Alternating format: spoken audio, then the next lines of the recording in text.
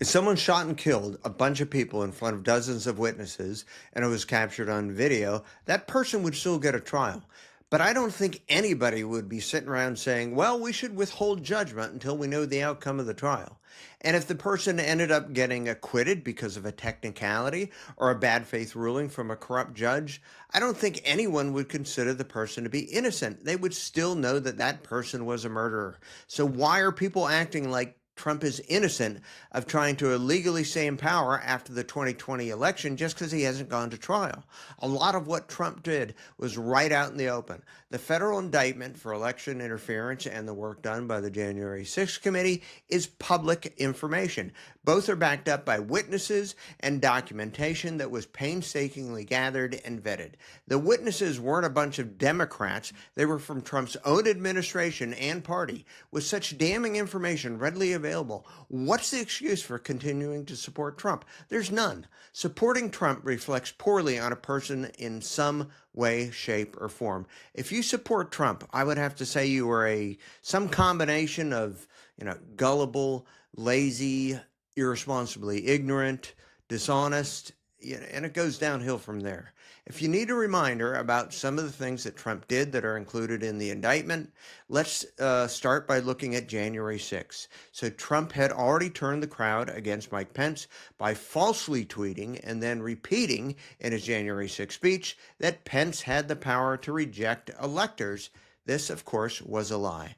As the Capitol was being attacked and overrun, rather than take action to stop it, Trump falsely tweeted at 2:24 p.m., Mike Pence didn't have the courage to do what should have been done to protect our country and our Constitution, giving the states a chance to certify a corrected set of facts, not the fraudulent or inaccurate ones they were asked to previously certify. The USA demands truth. That, of course, further incited the crowd against Pence.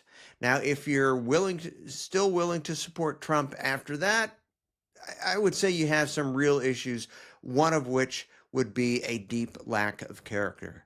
Some of the things that Trump did that are included in the indictment include contacting officials in swing states and trying to get them to reverse the election results in Trump's favor, trying to submit fraudulent electors to Congress, trying to get DOJ officials to send a letter to state officials falsely saying that the DOJ had found significant issues impacting election results, even though they had found no issues.